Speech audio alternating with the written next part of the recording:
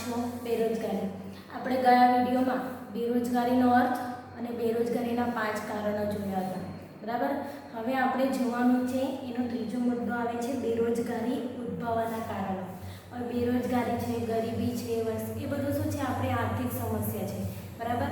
તો એના ઉકેલ માટે કંઈક ને કંઈક ઉપાયો તો હોય જ છે, પરંતુ એ ઉદ્ભવે કયા કારણોસર છે એ આપણે જોવાનું છે। એટલે આજનો આપણો ટોપિક છે કે બેરોજગારી ઉદ્ભવવાના કારણો, કે બેરોજગારી કયા કારણોને કારણે ઉદ્ભવે છે, બેરોજગારીની સમસ્યા કયા કારણોને કારણે ઉપસ્થિત થાય છે। તો ભારતમાં પહેલાં તો જોઈએ કે એનું પ્રમાણ કેટલું છે ભારતમાં, બરાબર, અને એની પ્રમાણની માહિતી આપણને કઈ કઈ સંસ્થાઓ દ્વારા મળે છે, કઈ કઈ યોજનાઓ તરફથી મળે છે। તો પહેલાં જોઈએ ભારતમાં બેરોજગારીના પ્રમાણની માહિતી આયોજન પંચ, એનું કયું છે આયોજન પંચ, બીજું નેશનલ સેમ્પલ સર્વે NSS, બરાબર, બીજું છે નેશનલ સેમ્પલ સર્વે, ત્રીજું છે રોજગાર વિનિમય કચેરી, અને એક બાકી રહી ગયું છે એ છે CSO, બરાબર, એક બાકી રહી ગયું છે CSO એટલે કે central statistical organisation, central statistical organisation. એટલે આ ચારના રોજગાર વિનિમય કચેરીના અહેવાલ દ્વારા પ્રાપ્ત થાય છે। બેરોજગારીની માહિતી કોના દ્વારા પ્રાપ્ત થાય છે? તો આયોજન પંચ દ્વારા, CSO સેન્ટ્રલ સ્ટેટિસ્ટિકલ ઓર્ગેનાઇઝર સંસ્થા દ્વારા, નેશનલ સેમ્પલ સર્વે આપણે ઓળખીએ છીએ NSS એના દ્વારા, અને રોજગાર વિનિમય કચેરી, આ બધાના અહેવાલ દ્વારા શું થાય છે, ભારતમાં રોજગારીની પ્રમાણની માહિતી મળે છે। તમને એક માર્ક્સમાં પૂછાઈ શકે કે ભારતમાં બેરોજગારીના પ્રમાણની માહિતી કયા અહેવાલમાંથી પ્રાપ્ત થાય છે, તો તમે કહી શકો છો આયોજન પંચ, CSO, NSS અને રોજગાર વિનિમય કચેરીના અહેવાલ દ્વારા પ્રાપ્ત થાય છે। હવે તેમજ બેરોજગારીની સમસ્યાના અભ્યાસ અર્થે ભગવતી સમિતિની રચના કરવામાં આવી, બરાબર, તમને MCQમાં પૂછાય છે આ ક્વેશ્ચન કે બેરોજગારી સમસ્યાના અભ્યાસ અર્થે કઈ સમિતિની રચના કરવામાં આવી, તો ભગવતી સમિતિની રચના કરવામાં આવી, બરાબર। એક માર્ક્સ રોકડો અહીંયા મળી જશે તમને MCQમાં। વિદ્યાર્થી મિત્રો લાઈન કરી દેજો બુકમાં કે બેરોજગારીની સમસ્યાના અભ્યાસ અર્થે કઈ સમિતિની રચના કરવામાં આવી, તો ભગવતી સમિતિની રચના કરવામાં આવી હતી।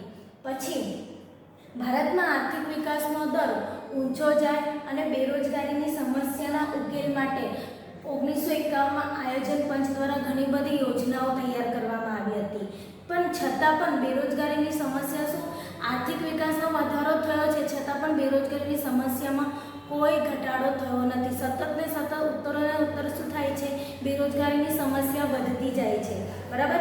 યોજનાના અંતે બેરોજગારીના પ્રમાણની માહિતી આપી છે। જો યોજનાના અંતે આર્થિક વિકાસ થયો છે, આર્થિક વિકાસનો દર ઊંચો, આપણને ખબર છે આપણે વિકાસશીલ દેશ છે એટલે આર્થિક વિકાસ આપણો ધીરે ધીરે થતો જાય છે, પરંતુ બેરોજગારીની સમસ્યા એ શું ઓછી થવાને કારણે, ઘટવાને કારણે શું થાય છે, ઉત્તરોત્તર વધે છે।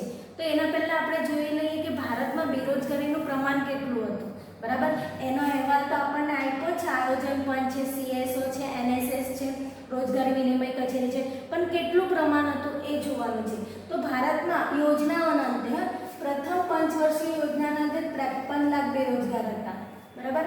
આ 3 MCQમાં આવે છે કે પ્રથમ પંચવર્ષીય યોજનાના અંતે ભારતમાં કેટલા બેરોજગાર હતા, તો 53 લાખ, બરાબર।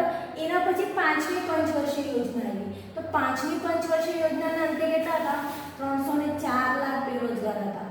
જો પ્રથમ પંચવર્ષીય યોજનામાં આર્થિક વિકાસ કર્યો છતાં પણ બેરોજગારીની સંખ્યા 53 લાખ હતી। હવે 5મી પંચવર્ષીય યોજના આવી તો કેટલા થયા, એના કરતાં કેટલી વધી ગઈ, 304 લાખ બેરોજગાર થઈ ગયા, બરાબર। હવે 9મી પંચવર્ષીય યોજનાના અંતે કેટલા છે, 348.5 લાખ બેરોજગાર, એટલે ત્યારે 9મી પંચવર્ષીય યોજનામાં પણ વધારો થયો બેરોજગારમાં। તો એનું પ્રમાણ દર્શાવ્યું છે, અને 3 પ્રમાણમાંથી કોઈ પણ એક પ્રમાણ તમને MCQમાં પૂછાશે, કાં તો પ્રથમ પંચવર્ષીય યોજનાના અંતે ભારતમાં કેટલા બેરોજગાર હતા, કાં તો 9મી આવે એટલે વધારે છે 348.5, વચ્ચે પાંચમી છે એટલે 304 લાખ બેરોજગાર અને પહેલી હતી એ 53 લાખ. વિદ્યાર્થી મિત્રો યાદ રાખજો, ત્રણેયમાંથી કોઈના કોઈ એક આંકડો તો પૂછાય જ છે, બરાબર. નવમી હોય તો 348.5 લાખ, પાંચમી હોય તો 304 લાખ અને પહેલી હોય તો 53 લાખ બેરોજગાર હતા. ઉપરયુક્ત બેરોજગારીની માહિતી આપણે જોઈ, એના પરથી એક જ કારણ નીકળે છે. તારણ શું કાઢી શકાય છે કે ભારતમાં વ્યાપક પ્રમાણમાં બેરોજગારી જોવા મળે છે ને. આના પરથી આપણે કહી શકાય છે, તારણ કાઢી શકીએ છીએ કે બેરોજગારી શું છે, વ્યાપક પ્રમાણમાં મળે છે અને તેનો ઉત્તરોત્તર શું થતો જાય છે, વધારો થયો છે અને આ શું છે, ચિંતાજનક બાબત છે. હવે બેરોજગારીને વધારવા માટે કયા કારણો હશે? તો શ્રમનો પુરવઠો વધતો હશે, કાં તો રોજગારીની તકોમાં એટલો વધારો થયો ન હશે, કાં તો શિક્ષણનું નીચું પ્રમાણ હશે અથવા શિક્ષણ પદ્ધતિમાં ખામી હશે. તો એવા અનેક પ્રકારના કાં તો મૂડીરોકાણ હોય છે એનો દર નીચો હશે. તો શું છે, આવા ઘણા બધા પ્રકારો એવા અનેક કારણો હશે. તો આપણે એ જ કારણો છે ને વિસ્તારપૂર્વક સમજવાના છે કે કયા કારણોને કારણે બેરોજગારીમાં આટલો બધો વધારો થયો છે. આ પ્રમાણ પરથી તમે જોઈ શકો છો, 53 લાખથી ડાયરેક્ટ 304 લાખ બેરોજગાર અને 304 થી ડાયરેક્ટ 348.5 લાખ બેરોજગાર. એટલે શું, આ તારણ પરથી આપણે જોઈ શકીએ છીએ કે બેરોજગારી શું, આર્થિક વિકાસ થાય છે પણ બેરોજગારીમાં શું થાય છે, વધારો થાય છે, બરાબર. તો અહીંયા આપણે પહેલું કારણ જોઈએ તો પહેલું કારણ શું છે, વસ્તી વૃદ્ધિનો ઊંચો દર, વસ્તીમાં વધારો, બરાબર ને. કારણ કે આર્થિક વિકાસો થાય છે પણ એટલો શું, ભારતમાં વસ્તીનું કદ અને વસ્તી વૃદ્ધિનું દરનું ઊંચું પ્રમાણ જોવા મળે છે. પહેલું સેન્ટેન્સ તો આ જ લખી દેવાનું, કારણ કે આપણને ખબર છે ભારતમાં શું થાય છે, વસ્તીમાં વધારો ને વધારો થતો જાય છે. મૃત્યુ દર જેટલા પ્રમાણમાં ઘટ્યો છે એટલો જન્મ દરમાં ઘટાડો થયો નથી, બરાબર. એ શું થાય છે, ઉત્તરોત્તર વસ્તીનું કદ પણ વધે છે અને વસ્તી વૃદ્ધિનું દર પણ શું, ઊંચું જાય છે અને તેના કારણે શું થાય છે, તેથી શ્રમના પુરવઠામાં ઝડપી વધારો થાય. શ્રમનો પુરવઠો એટલે શ્રમિકો. હવે વસ્તી વધે એટલે 15-16 વર્ષના છોકરા થાય, 18 વર્ષના છોકરા થાય એટલે શું, રોજગારી માંગે, બરાબર. તો વસ્તીનું કદ જેમ જેમ વધતો જાય છે તેમ શું થાય છે, શ્રમિકો પણ વધતા જાય છે, બરાબર. રોજગારી માંગી છે એટલે ઝડપથી શું થાય છે, શ્રમના પુરવઠામાં ઝડપી વધારો થાય છે. પરંતુ શ્રમના પુરવઠામાં ઝડપી વધારો થાય છે પરંતુ સામે જે બેરોજગારીની તકો છે એ શું છે, ધીમી વધે છે. બેરોજગારીની તકો શું થાય છે, ધીમી વધે છે. એટલે શ્રમ બજારમાં રોજગારીની શોધમાં જે પ્રવેશતા નવા શ્રમિકોનું પ્રમાણ ઉત્તરોત્તર વધે છે વસ્તી વૃદ્ધિને કારણે, પરંતુ તેની સામે શું, બેરોજગારીની તકો શું થાય છે, ધીમી જાય છે. કેમ? તો કારણ કે વસ્તીનું કદ વધે છે, વૃદ્ધિ દર વધે છે એટલે શ્રમ બજારમાં શું થાય છે, નવા પ્રવેશે છે શ્રમિકો, નવા પ્રવેશે એટલે રોજગારી જ માંગે છે, પરંતુ સામે બેરોજગારીની તકો એટલે રોજગારીની તકો શું, બેરોજગારી નહીં, રોજગારીની તકોમાં શું થાય છે, ધીમા દરે વધારો થાય છે અને તેથી બેરોજગારી કે અર્ધ બેરોજગારીની સમસ્યા ઉદ્ભવે છે, બરાબર. પરિણામે શું, બેરોજગારીની સમસ્યા ઉદ્ભવે છે. ભારતમાં લગભગ આપણે જોવા જઈએ ને તો ભારતમાં લગભગ પ્રતિ વર્ષ 170 કરોડ વસ્તી વધે છે, વર્ષે ને વર્ષે. આ આંકડો પૂછાય છે કે ભારતમાં પ્રતિ વર્ષ કેટલા કરોડની વસ્તી વધે છે, તો 1.70 કરોડ. જુઓ, હજાર પણ નહીં, લાખ પણ નહીં, ડાયરેક્ટ કરોડ જેટલી વસ્તી વધે છે એક પ્રતિ વર્ષે, બરાબર. 1.70 કરોડ વસ્તી વધે છે, જે ઓસ્ટ્રેલિયાની કુલ વસ્તી કરતાં પણ કેવી છે, વધારે છે, વસ્તીથી પણ વધારે છે. દર વર્ષે આટલી વધે 1.70 કરોડ. જો લાખનો આંકડો પણ નથી ને હજારનો પણ નથી, ડાયરેક્ટ કરોડ જેટલી વસ્તી વધે છે. આમ ઊંચા દરે વધતી વસ્તીની સામે દેશમાં રોજગારીની તકો આપવાના સાધનો અપૂરતા હોય છે. સાધનો કેવા છે, રોજગારીના અપૂરતા છે અને ત્યાં બેરોજગારી સામે ઊભી થવાની છે, સ્વાભાવિક વાત છે. કારણ કે દર વર્ષે આટલી વસ્તી વધે એટલે શ્રમ બજારમાં શ્રમિકો એટલા વધે એટલે સામે રોજગારીના અપૂરતા સાધનો છે અને અપૂરતા સાધનો હોવાથી બધાને રોજગારી મળી શકતી નથી એટલે સ્વાભાવિક છે કે બેરોજગારીમાં શું થાય છે, વધારો થાય છે. આમ રોજગારીનો વૃદ્ધિ દર વસ્તીનો વૃદ્ધિ દર કરતાં કેવો છે, ખૂબ નીચો છે એટલે બેરોજગારીની સમસ્યા વધે છે. રોજગારીનો વૃદ્ધિ દર કેવો છે, વસ્તી વૃદ્ધિના દર કરતાં નીચો છે અને વસ્તી વૃદ્ધિનો દર કેવો છે, ઊંચો દર છે, એટલા માટે બેરોજગારીની સમસ્યા સર્જાય છે અને તે વધતી જાય છે. વિદ્યાર્થી મિત્રો, વસ્તી વૃદ્ધિનો ઊંચો દર સમજ પડી. તમારે ફક્ત એટલું જ યાદ રાખવાનું, વસ્તીનું કદ અને વૃદ્ધિ દરનું ઊંચું પ્રમાણ છે, જેના કારણે શ્રમના પુરવઠામાં ઝડપી વધારો થાય છે અને તેની સામે શું થાય છે, રોજગારીના સાધનો કેવા છે, અપૂરતા છે. એટલે રોજગારીની તકો કેવી છે, ધીમી દરે વધે છે અને બેરોજગારીની સમસ્યા વધે છે. ને એમાં એક પોઈન્ટ લખી દેવાનું કે ભારતમાં શું છે, પ્રતિ વર્ષ 1.70 કરોડ જેટલી વસ્તી દર વર્ષે વધે છે, જેના કારણે શું થાય છે, રોજગારીના સાધનો કેવા બને છે, અપૂરતા છે. એટલે સ્વાભાવિક રીતે શું થાય છે, બેરોજગારીમાં વધારો થાય છે. અને એક સેન્ટેન્સ લખી દેવાનું કે રોજગારીના વૃદ્ધિ દર કરતાં વસ્તી વૃદ્ધિનો દર કેવો છે, ઊંચો છે, બરાબર, અને રોજગારીનો વૃદ્ધિ દર નીચો છે. એટલા માટે શું થાય છે, બેરોજગારીની સમસ્યા ઉદ્ભવે છે. આટલો પોઈન્ટ ખબર પડી. વસ્તી વૃદ્ધિનો ઊંચો દર, વસ્તી વૃદ્ધિના ઊંચા દરને કારણે. હવે બીજું થાય છે રોજગારીની તકોમાં ધીમો વધારો. સેમ પોઈન્ટ છે, કારણ કે વસ્તી વૃદ્ધિ એક કારણ તો ખબર પડી કે વસ્તી વૃદ્ધિ દર વધુ છે એટલે રોજગારીની તકો ધીમી વધે છે. હવે રોજગારીના તકોમાં ધીમો વધારો શેના કારણે થાય છે એ જોવાનું છે કે રોજગારી કયા કારણને લીધે મળતી નથી.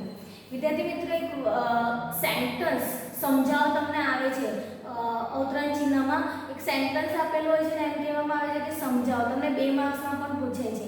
તો અહીંયા જ એવું એક સેન્ટેન્સ છે કે આર્થિક વિકાસ રોજગારી વગરનો વિકાસ રહ્યો છે, સમજાવો.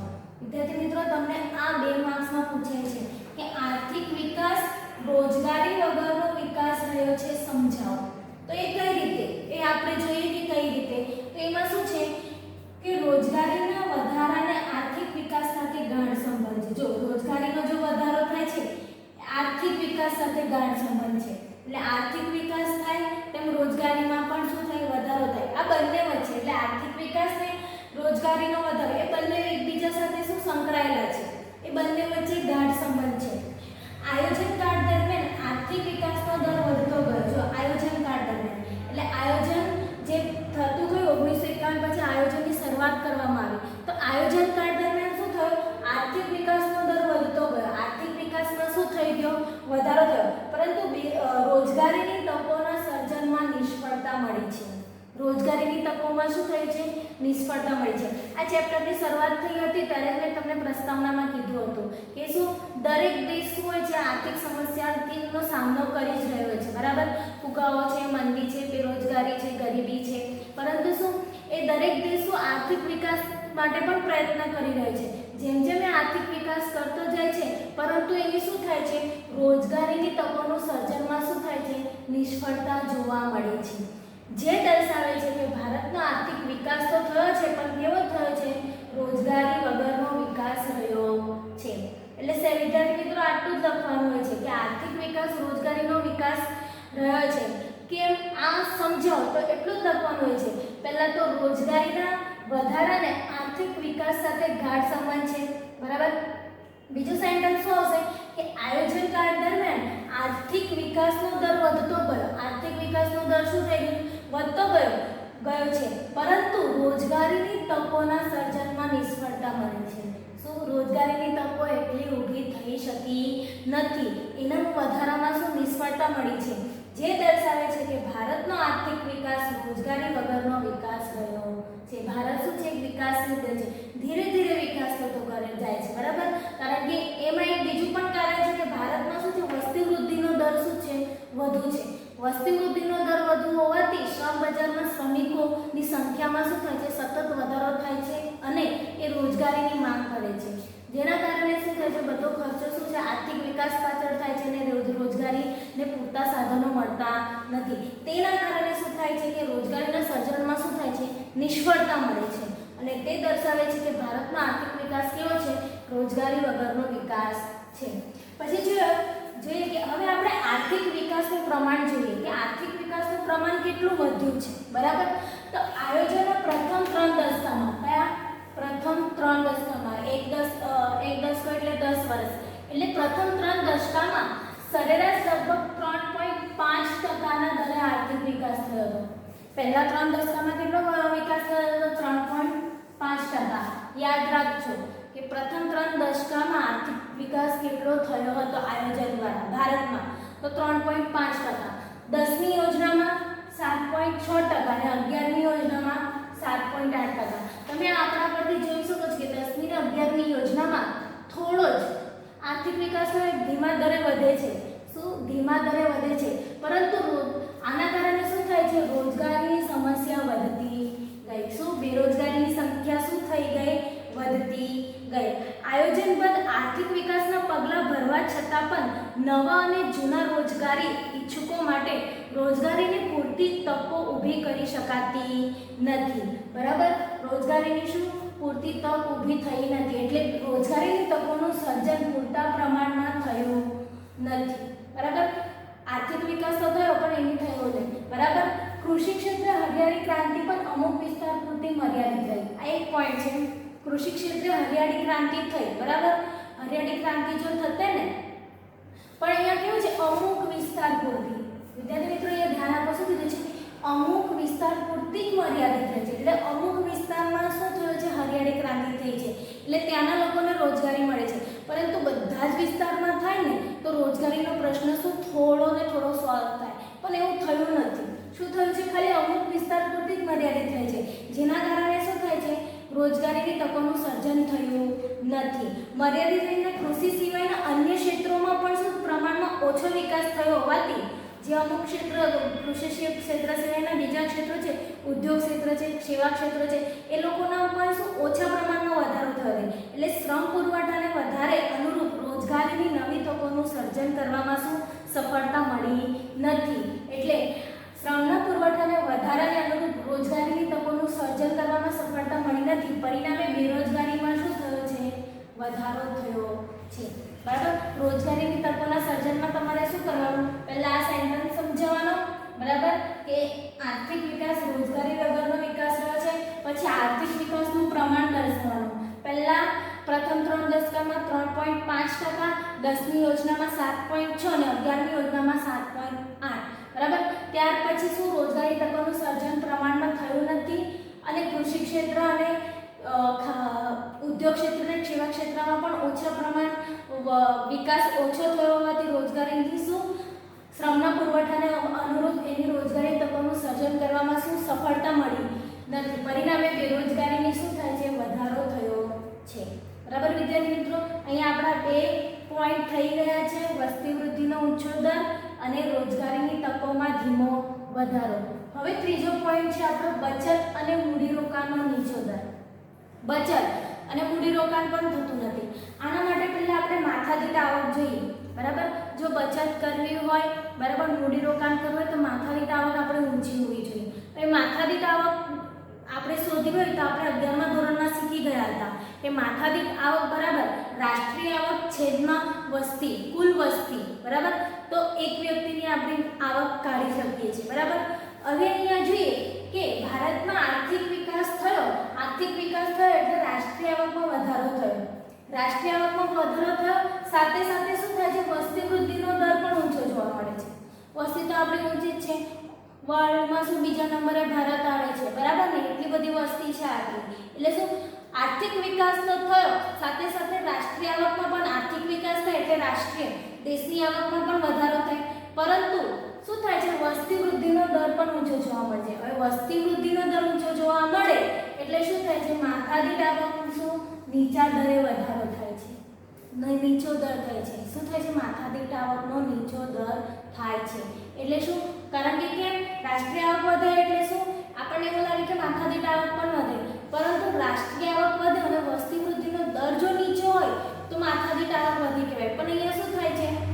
એક ભાગ બંને શું છે? ભાગમાં આવે ને, એટલે વસ્તી વૃદ્ધિનો દર શું ઊંચો જોવા મળે છે, જેના કારણે શું થાય છે? માથાદીઠ આવક નીચા દરે વધારો થાય છે.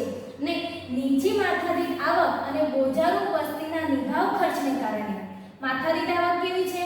નીચી છે અને વસ્તી બોજારૂપ થઈ ગઈ, કારણ કે સતત વધારો થતો જાય છે. એટલે બોજારૂપ વસ્તીના નિભાવ ખર્ચને કારણે બચત અને મૂડીરોકાણનો દર કેવો જોવા મળે છે?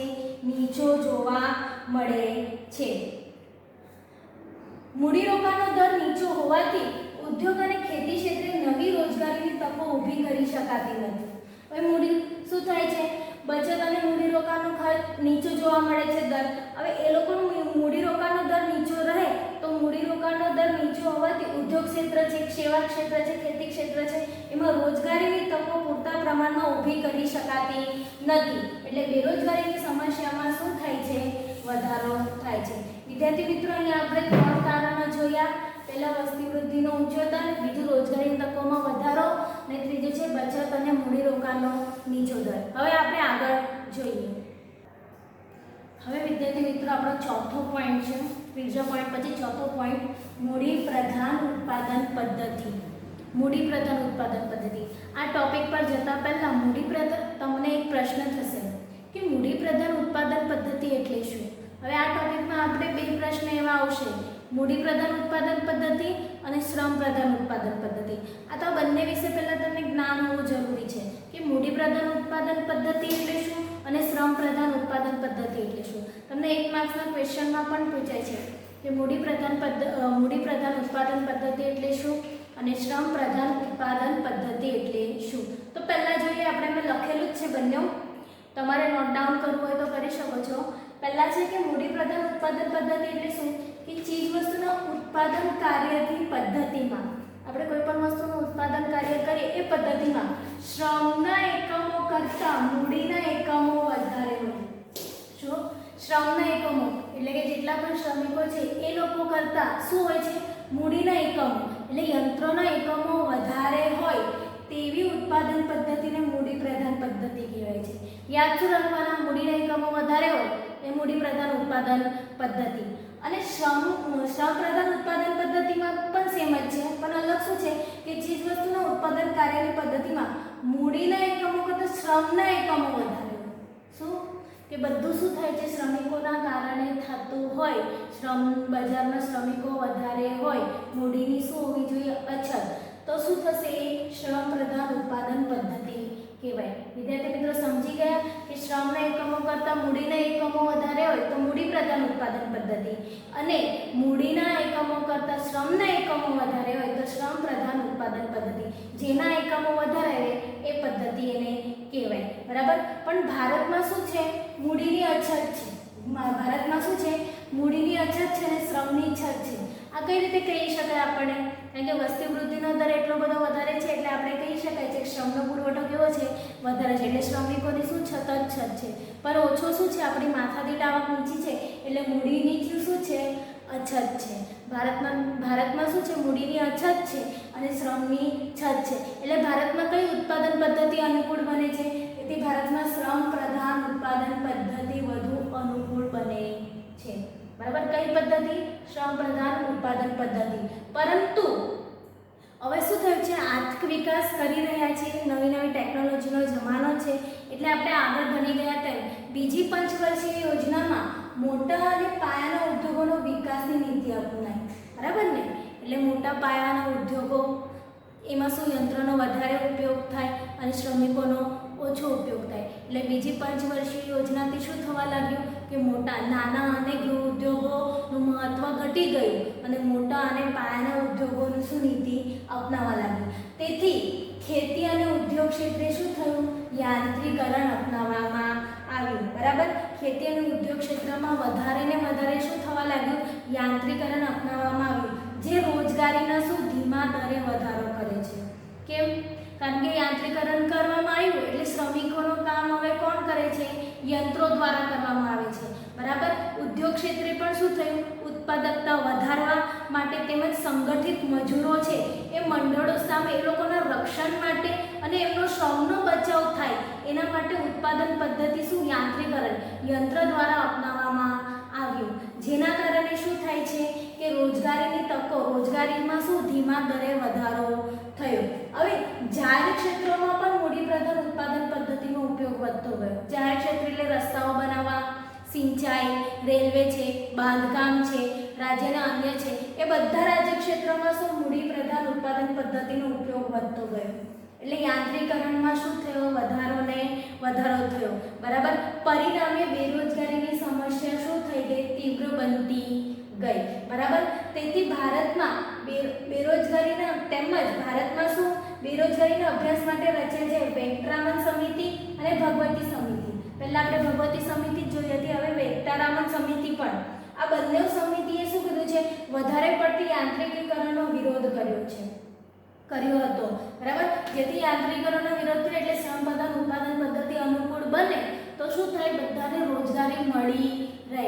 પરંતુ અહીંયા શું છે કે મૂડી પ્રધાન ઉત્પાદન પદ્ધતિને શું વધારે મહત્વ આપવામાં આવ્યું, જેના કારણે ખેતી ક્ષેત્ર અને ઉદ્યોગ ક્ષેત્રમાં શું યાંત્રિકરણ અપનાવવામાં આવ્યું. શેના માટે કે સંગઠિત મજૂર મંડળ છે એ લોકોના રક્ષણ અને શ્રમનો બચાવ કરે એવી નીતિ અપનાવીને યાંત્રિકરણ કરવામાં આવ્યું. પણ તેના કારણે શું થયું કે રોજગારીની તકોમાં વધારો થયો નહીં, અને જાહેર ક્ષેત્રોમાં પણ મૂડી પ્રધાન ઉત્પાદન પદ્ધતિ અપનાવવામાં એટલે રોજગારી પાછી ઓછી થઈ ગઈ, બરાબર. તેના કારણે શું થાય છે, બેરોજગારીની સમસ્યા તીવ્ર બનતી ગઈ.